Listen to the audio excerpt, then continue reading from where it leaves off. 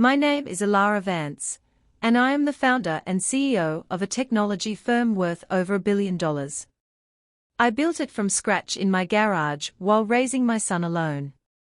I am, by any objective measure, a success story. But for the last decade, and especially the last 5 years, my official title in the home I built and paid for was Chief Financial Officer, Head of Housekeeping, On-Call Nanny, and Full-Time Emotional Punching Bag. To my son, Liam, and his wife, Chloe, I was not a mother or a matriarch. I was a utility.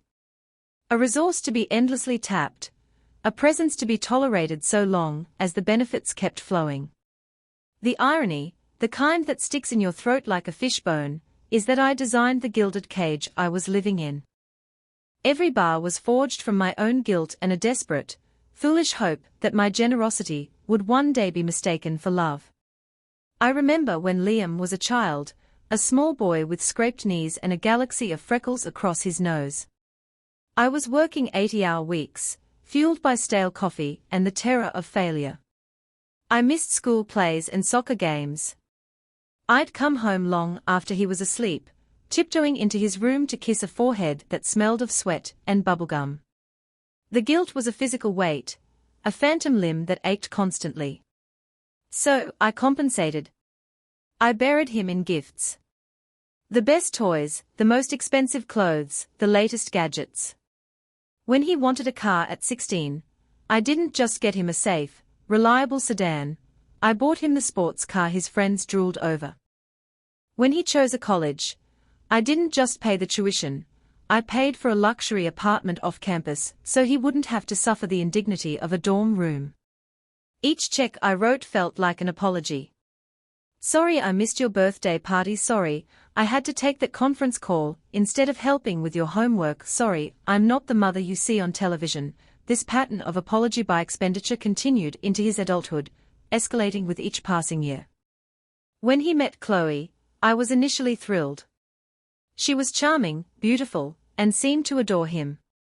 I threw them a wedding that cost more than my first 2 years of corporate revenue combined, $250,000 for a fairytale they felt they were entitled to. They never even sent me a thank you card. After the wedding, they floated the idea of moving in with me just for a year or two, to save up for a down payment. I agreed instantly, picturing cozy family dinners, and the joy of seeing my future grandchildren every day. The reality was a slow, creeping occupation. That 1 or 2 years stretched into 6. 2 grandchildren, Lily and Noah, were born. I adored them, but my role was quickly defined. I was the live-in babysitter, expected to be available at a moment's notice while Liam and Chloe went on lavish vacations I inadvertently funded. The house, my sanctuary, ceased to feel like my own. It became their space, and I was just a tenant with an open checkbook. Chloe redecorated, replacing my carefully chosen art and furniture with pieces that were fashionable but soulless. My home office was repurposed as a playroom, and I was relegated to a small desk in my own bedroom. Liam's brilliant idea for a tech startup, an app that was a thinly veiled copy of a dozen more successful ones, was the next great financial drain. I invested over $1 million, a sum I knew was being thrown into a bonfire of mismanagement and apathy. When it inevitably failed, there was no gratitude for the opportunity, only sullen resentment that I hadn't poured in more. My best friend and lawyer, Evelyn, saw it all with a clarity I refused to allow myself. "You're not helping him, Alara," she'd say over our monthly dinners, her voice sharp but laced with concern. "You're enabling him. You've taught him that effort is optional and consequences are for other people. This isn't a family, it's a monarchy, and you're the treasury being looted." I would always defend him, citing my guilt, my desire for him to be happy. But late at night, in the quiet of my room, her words echoed.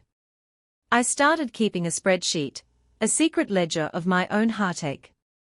It wasn't about the money, not really. It was about the quantification of my own invisibility. The numbers were staggering. The mortgage I'd paid off a decade ago. The property taxes, over $50,000 a year. The utilities. The groceries, which always included Chloe's ridiculously expensive organic fads and imported waters. The clothing allowance. The car payments for their 2 luxury SUVs. The private school tuition for the kids. It added up to an obscene amount, well over $100,000 a year in direct support, not including the larger investments.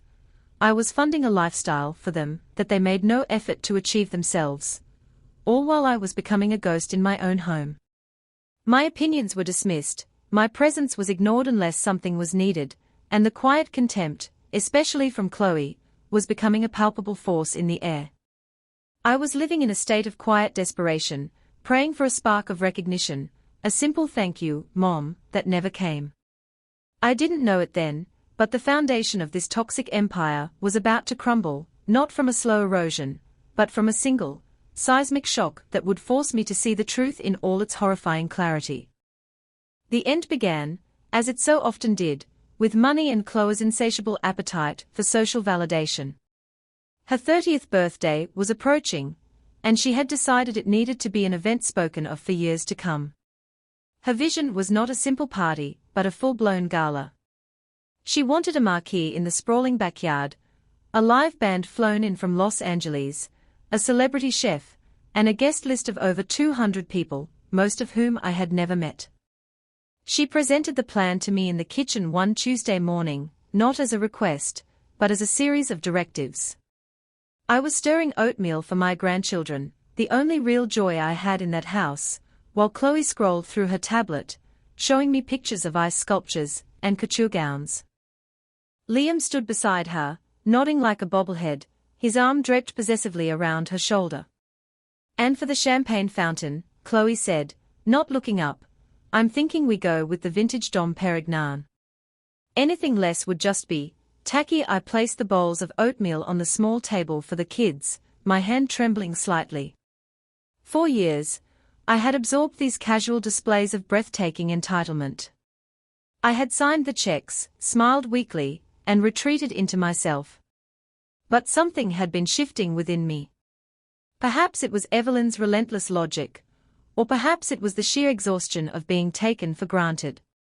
I took a deep breath. Chloe, I began, my voice quieter than I intended, this sounds incredibly ambitious. And expensive. Have you and Liam worked out a budget? The question hung in the air like a foul odor. Chloe finally looked up from her tablet, her perfectly sculpted eyebrows raised in theatrical disbelief. A budget, she repeated, as if I'd spoken in a foreign language. Liam chimed in, his tone patronizing. Mom, it's Chloe's 30th. We want to make it special. Don't worry about the cost, you've always handled this stuff. A flashback, sharp and unwelcome, hit me.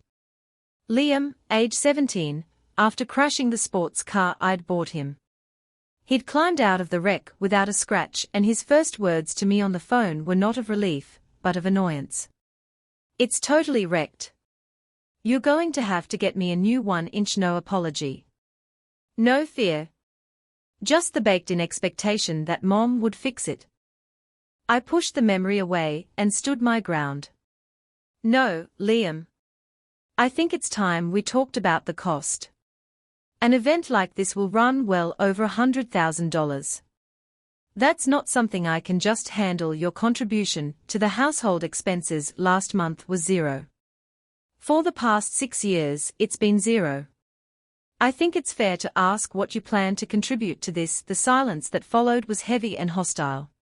Chloe's face hardened, the charming mask dissolving to reveal the cold ambition beneath. I don't understand your tone, Alara, she said, her voice dripping with venom. Are you saying you won't pay for my party? After everything we do to keep this family together, to give you grandchildren. You're going to be selfish about this. It was a masterclass in gaslighting. She had framed my reasonable financial boundary as an act of emotional terrorism. Liam, ever his wife's puppet, puffed out his chest. Yeah, Mom. What's her deal? It's not like you can't afford it. You sit on all this money, and what's the point if you don't use it for your family? This was the moment. The culmination of 1,000 small cuts. My entire life's work, the sleepless nights, the sacrifices, the risks I took, all of it reduced to a pile of cash I was hoarding out of spite. The hurt was so profound it felt like a physical blow, but it was quickly being cauterized by a white-hot anger I hadn't felt in years. The point, I said, my voice now steady and cold, was to build a life for us. For you. A life I never had. But I never intended for my success to become a substitute for your own character, your own ambition, your own responsibility. Chloe scoffed and turned to Liam. I can't listen to this. She's trying to ruin my birthday. Your mother is being cruel. Liam's face, which I had once loved more than anything in the world, was twisted into a mask of petulant rage. He stepped toward me, his finger jabbing the air. She's right. You've been weird for months. Always counting pennies, making us feel guilty. This is our home. We live here. We have a say. I stood my ground, my heart hammering against my ribs. I bought this house. I pay for this house. You live here as my guests. That was the final spark on the powder keg. His face turned crimson. The years of unearned privilege and coddled entitlement erupted.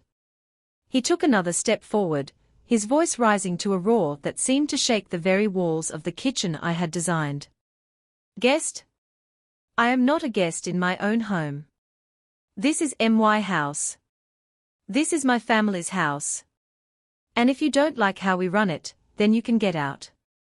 The words shot out of his mouth and hung in the air, vibrating with a terrible finality. Get out, he screamed it at me. My son. In the house I gave him. His eyes were blazing, his face contorted. And behind him, I saw Chloe. She wasn't shocked or ashamed. She was smiling. A small, triumphant smirk. In that moment, the entire artifice of our relationship shattered. The guilt, the hope, the love I thought I was fostering, it all evaporated. All that was left was the cold, ugly truth. I was not his mother. I was an obstacle. And he had just told me to get out of his way. I looked from his furious face to Chloe's victorious one, and then at my two small grandchildren, who were watching with wide, frightened eyes. And I felt nothing but a profound, chilling calm. The pain was so immense it had become its own anesthetic. I didn't argue. I didn't cry. I simply turned, walked out of the kitchen, and went up to my room, the sound of his words echoing not as an insult, but as a long overdue liberation. He had no idea I was about to take him at his word. In the sterile quiet of my bedroom, the world outside my door ceased to exist. The sound of my son's voice shouting "Get out" wasn't an echo of anger anymore. It was a key turning in a lock I hadn't realized I was trapped behind. For a moment, I sat on the edge of my bed, the ornate bedspread feeling alien beneath my hands. The room, which had become my retreat and my prison, suddenly felt like a temporary holding cell. The hurt was still there, a deep, tectonic plate shifting beneath the surface of my consciousness, but on top of it was a layer of ice-cold clarity. He meant it. He looked at me, the woman who gave him life, who funded his entire existence, and saw nothing but a landlord he wanted to evict. And Chloe, her smirk was the period at the end of a long, painful sentence. I picked up my phone. My fingers didn't tremble as I found Evelyn's number. She answered on the second ring, her voice crisp and professional. Elara. Everything okay? I didn't waste time on pleasantries. Evelyn. It's time. Execute the plan. There was a brief pause on the other end, then the sound of a satisfied exhale. I've been waiting for this call for 5 years, she said, her tone shifting from concerned friend to efficient lawyer. The team is on standby. The final paperwork is ready. Are you sure, Elara? 100%. I looked around the room, at the gilded cage I had built, and I felt a surge of absolute certainty. 100%, Evelyn. He told me to get out. So I'm getting out. I disconnected the call and opened my laptop. There, in a password-protected folder labeled contingency, was my secret. For the past 2 years, while I was being systematically erased from my own home, I had been quietly building my escape. It started as a fantasy, a daydream during another of Chloe's self-congratulatory monologues. What if I had a place that was truly mine? A place no one knew about. The fantasy became a project. I'd found a secluded plot of land on the coast, a rugged cliffside property, with a private beach and breathtaking ocean views, 3 hours away. Under a shell corporation set up by Evelyn, I had commissioned an architect to design my fortress of solitude. It wasn't just a house, it was a statement. A $50 million masterpiece of glass, steel, and stone, built into the cliff face, with infinity pools that bled into the horizon and security systems that could rival a military base. It was my ark, built for a flood I hadn't admitted was coming. Only Evelyn and my most trusted personal assistant knew of its existence. While Liam and Chloe were complaining about the brand of bottled water I bought, I was approving blueprints for a geothermal heating system. While they were borrowing my credit card for designer clothes, I was choosing the Italian marble for my master bathroom. The house had been completed 6 months ago, fully furnished and staffed with a skeleton crew on retainer, waiting for an activation order that I prayed I would never have to give. I spent the next few hours making calls with the lethal precision of a CEO launching a new product. I called the high-end moving company specializing in discreet, overnight relocations. I called my security chief to coordinate the logistics at both properties. I called my personal assistant and instructed her to transfer my personal effects from my office at headquarters to the new address. I worked through the night, a silent, focused whirlwind of activity. Downstairs, the house was quiet. I imagined Liam and Chloe were celebrating their victory, feeling powerful and in control, completely oblivious to the tectonic shift happening directly above their heads. At 5 a.m., as the first hints of dawn were breaking, the moving truck arrived, its engine a low hum in the quiet suburban street. The crew, professional and silent, moved through the house with practiced efficiency. They had a precise list. My clothes. My books. My personal art pieces that had been stored in the attic. The files from my desk. My grandfather's antique watch. Everything that was truly mine. I stood in the doorway of my room and watched them work. There was no sadness, no regret. Just a profound sense of detachment, as if I were watching a movie of someone else's life. Around 7 a.m., Liam and Chloe's door opened. Liam emerged, bleary-eyed, his hair a mess. He saw the movers in the hallway, and his face contorted in confusion. "What the hell is going on?" he demanded. I stepped out of my room, fully dressed, my handbag over my shoulder. I looked at him, my son, a stranger wearing a familiar face. "You told me to get out," I said, my voice even and calm. "I'm respecting your wishes." His jaw dropped. Chloe appeared behind him, her silk robe clutched at her throat. Her eyes widened as she took in the scene, the empty space on the wall where my favorite painting used to hang, the men carrying boxes down the stairs. The victorious smirk was gone, replaced by a flicker of panic. "What are you doing?" she whispered. "You can't just leave." "Watch me," I said. I walked past them, down the grand staircase I had so proudly designed 20 years ago. On the gleaming marble of the kitchen island, where Chloe had presented her party plans, I placed a single, thick white envelope. Then, without a backward glance, I walked out the front door, leaving it open behind me. I didn't look back at the house, at the life I was leaving behind. I got into the back of the waiting town car, and as it pulled away from the curb, I finally allowed myself to take a full, deep breath. It tasted of freedom. The 3-hour drive was a silent film of my past life scrolling by the tinted windows.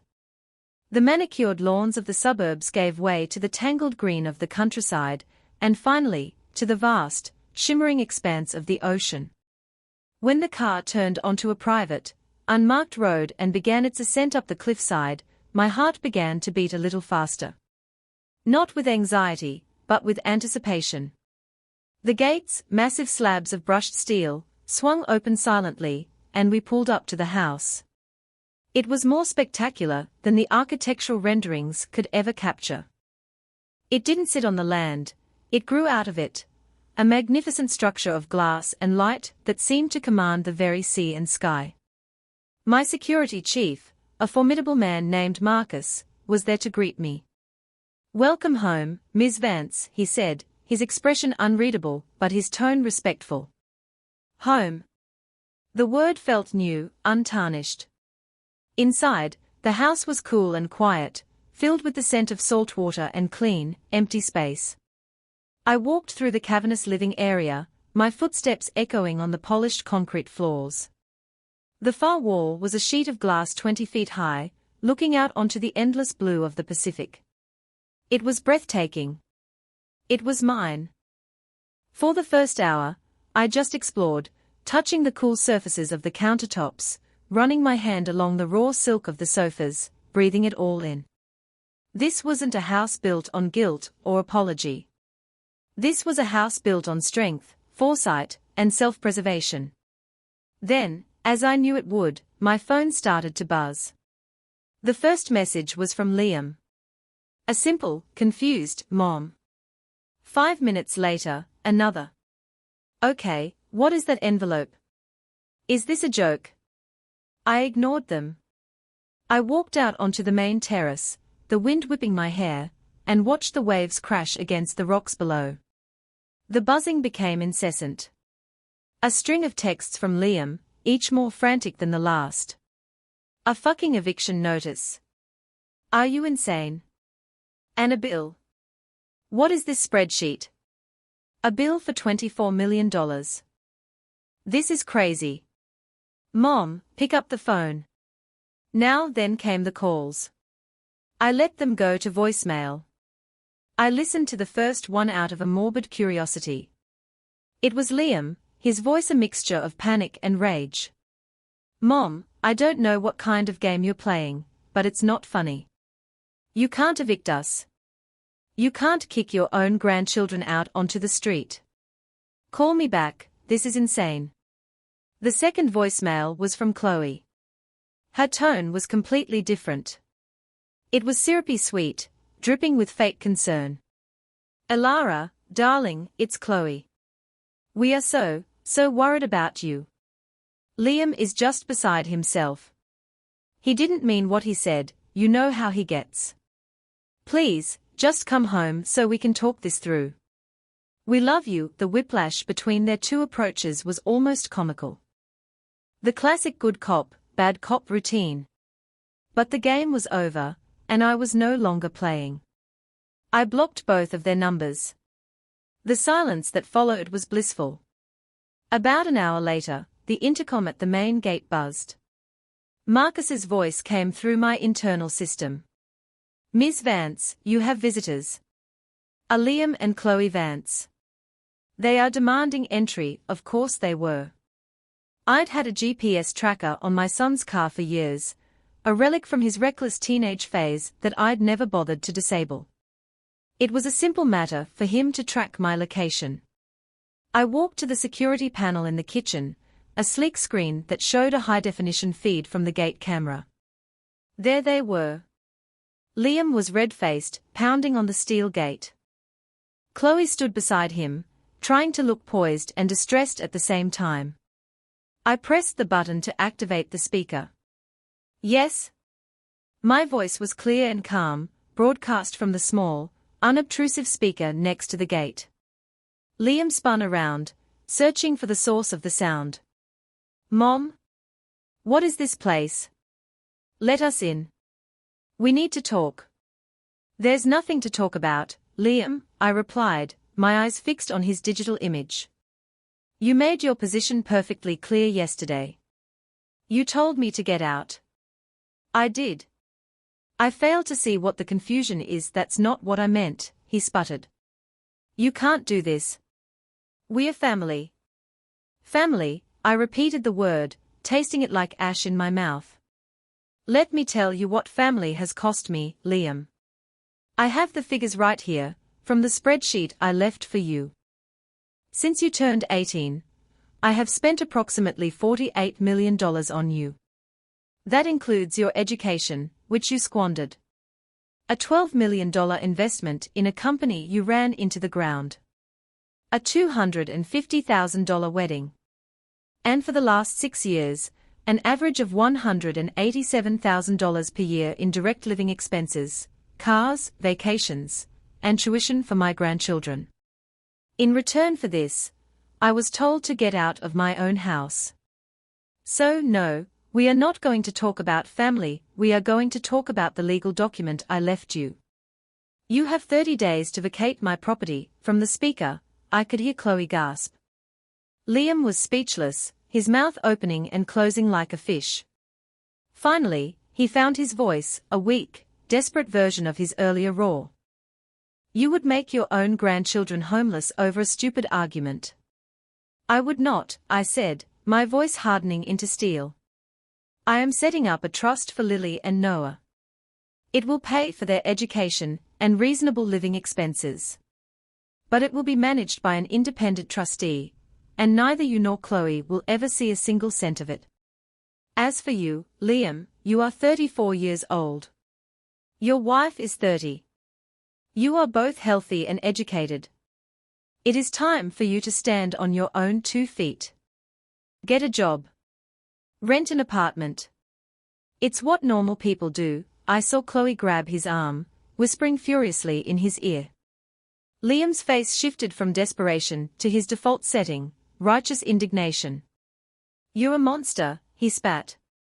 A cold, heartless monster. After everything we've done for you, the absurdity of that statement, the sheer, breathtaking delusion of it, was the final confirmation I needed. I had made the right decision. The gate will not be opening, Liam, I said, my voice flat and final. Do not attempt to contact me again. Any further communication will be through my lawyer. Goodbye. I cut the feed.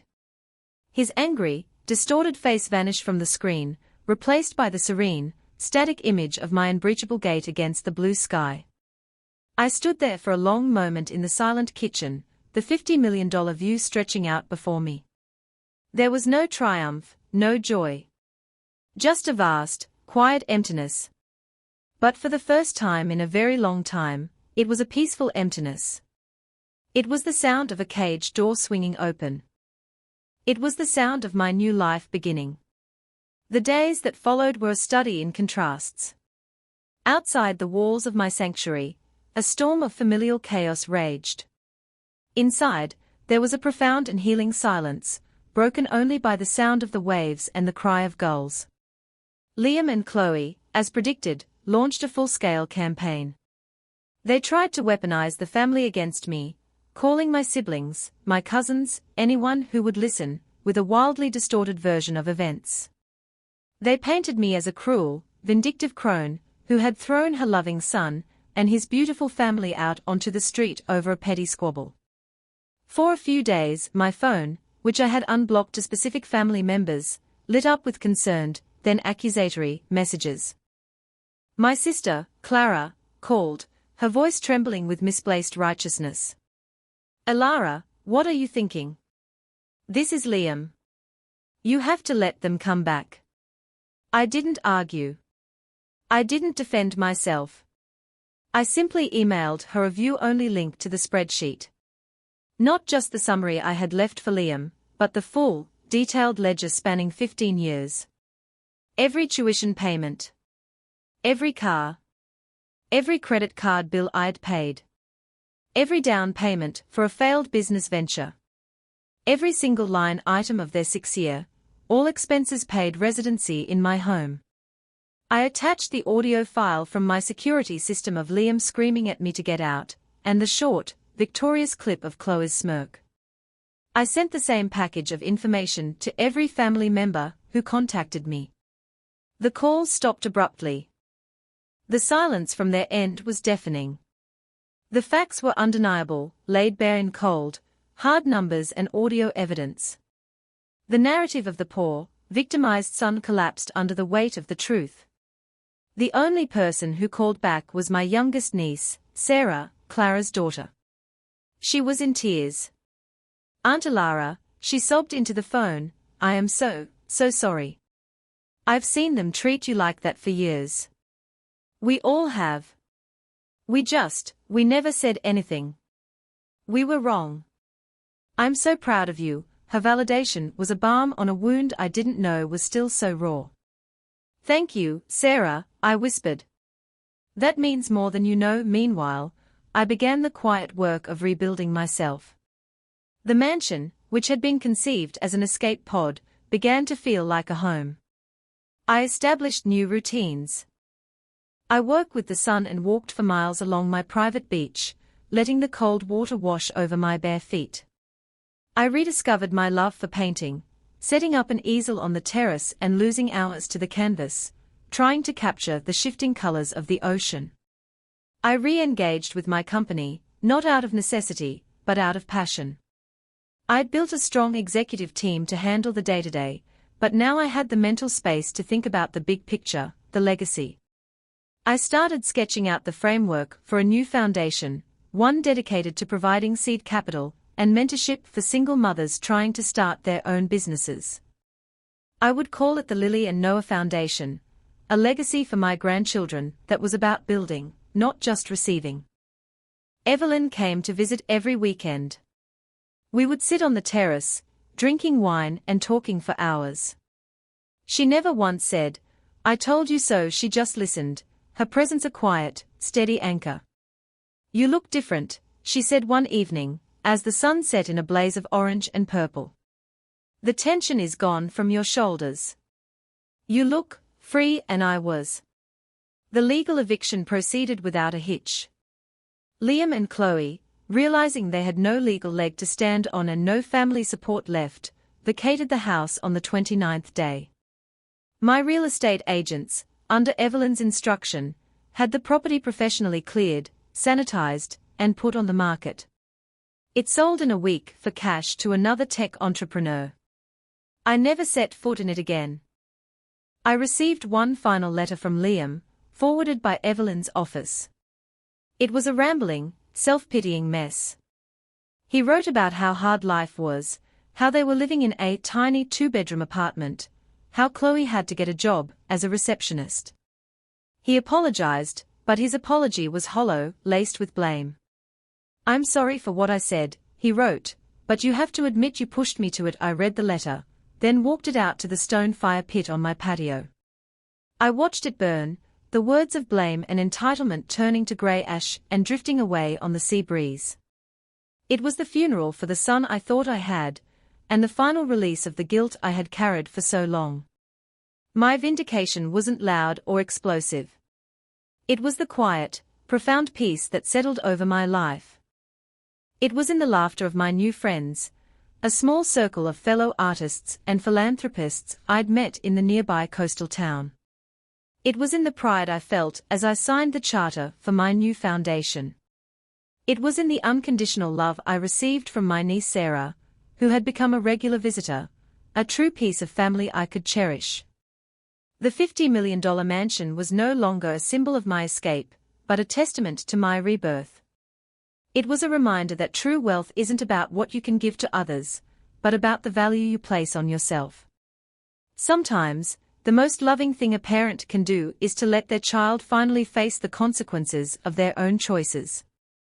And sometimes, the most empowering thing a person can do is to listen when someone tells them to get out, and to walk into a life that is bigger, brighter, and more beautiful than the one they left behind.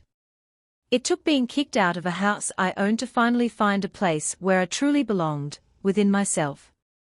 Her story is a dramatic and personal one, but its undercurrents are universal. It speaks to the complex, often painful line between love and enablement, between generosity and self-erasure.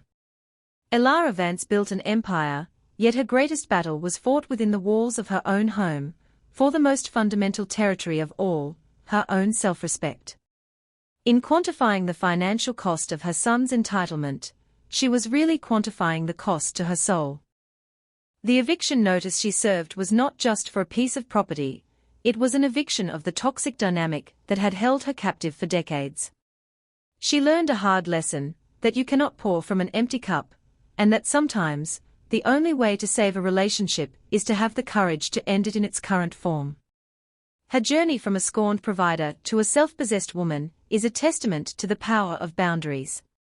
The mansion on the cliff is more than just a home, it is a monument to the moment she decided her peace was more valuable than their comfort. What do you think?